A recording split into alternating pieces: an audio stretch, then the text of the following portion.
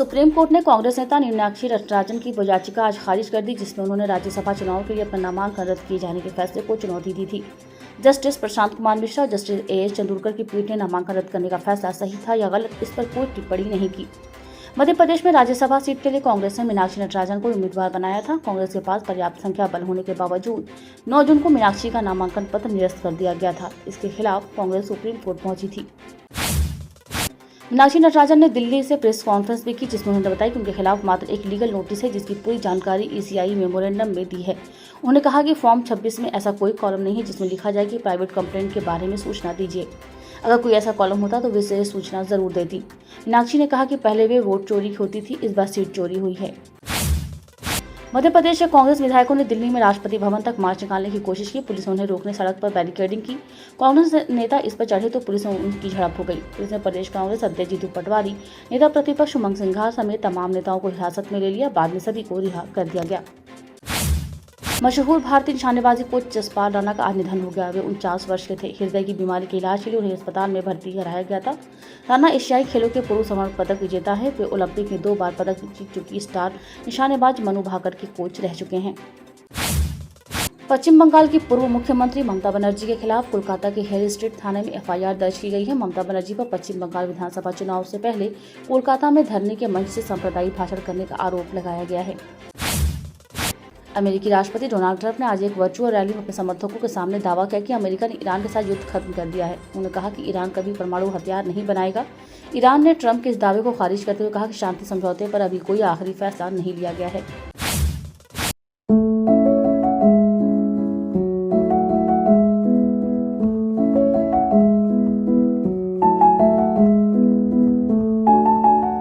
America में आयात शुल्क को लेकर चल रही कानूनी लड़ाई के बीच ट्रंप प्रशासन को बड़ी राहत मिली है। वाशिंगटन की संघीय अपील अदालत ने फैसला दिया है कि कानूनी प्रक्रिया पूरी होने तक अमेरिकी सरकार दुनिया भर से आने वाले सामान पर लगाए गए 10% टैरिफ की वसूली जारी रख सकती है। सामान्य लोग अब एक दिन में अधिकतम 200 लीटर ही डीजल खरीद पाएंगे। फैक्ट्रियों और कमर्शियल यूजर्स को अब रिटेल आउटलेट से ईंधन नहीं मिलेगा। केंद्र सरकार द्वारा 11 जून को जारी आदेश के अनुसार अब इन बड़े उपभोक्ताओं को केवल बल्क सेल पॉइंट से ही ईंधन खरीदना होगा। ये पाबंदी शुरुआती तौर पर 90 दिनों के लिए लागू की गई है। सरकार ने यह कदम देश के कुछ हिस्सों में रिटेल पंपों पर अचानक बढ़ी असामान्य बिक्री को देखते हुए उठाया है। सेंसेक्स आज 1695 अंक की तेजी के साथ 75,527 पर बंद हुआ। निफ्टी भी 461 अंकों की तेजी के साथ 23,622 पर बंद हुआ। सोने में आज कुछ तेजी रही। 10 ग्राम 24 कैरेट सोने के दाम आज 1.50 लाख रुपए रहे। 1 किलो चांदी की कीमत आज 257 रुपए बढ़कर 2.30 लाख रुपए पर पहुंच गई।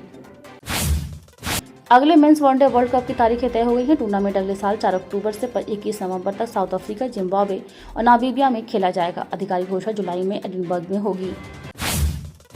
भारत के इस महीने के अंत में 2 मैचों की T20 सीरीज के लिए होने वाले आयरलैंड दौरे पर संकट के बादल छा गए हैं। दरअसल जहां दोनों मुकाबले होने हैं वहां हिंसा भड़क गई है। फिलहाल इसकी पुष्टि नहीं हो पाई है कि ये मैच बेलफास्ट में ही खेले जाएंगे या सुरक्षा को ध्यान में रखते हुए इन्हें कहीं और शिफ्ट किया जाएगा। भोपाल के बैरागढ़ रोड पर शुक्रवार तड़के उस वक्त अफरा तफरी मची जब एक पटाखा दुकान में भीषण आग भड़क उठी और पूरे इलाके में जोरदार धमाकों की आवाजें गूंजने लगी। घटना हलालपुर स्थित मुख्य सड़क किनारे संचालित एक पटाखा दुकान की है। तड़के 3:30 बजे लगी आग ने कुछ ही मिनटों में पूरी दुकान को अपनी चपेट में ले लिया। आग इतनी भयावह थी कि दूर दूर तक आसमान लाल दिखाई देने लगा। मध्य प्रदेश में मानसून का इंतजार थोड़ा और लंबा हो सकता है। मौसम विभाग के अनुसार दक्षिण पश्चिम मानसून प्रदेश में 3 से 4 दिन की देरी से पहुंच सकता है। मौसम वैज्ञानिकों के मुताबिक शनिवार को भिंड, मुरैना, दतिया, निवाड़ी, टीकमगढ़ और छतरपुर जिलों में ओली गिरने की संभावना है। इन इलाकों में गरज चमक के साथ तेज बारिश भी हो सकती है। भोपाल, रायसेन, सीहोर, राजगढ़, विदिशा, ग्वालियर, जबलपुर, सागर, रीवा, शहडोल सहित 40 से अधिक जिलों में तेज हवाओं के साथ बारिश का अनुमान है।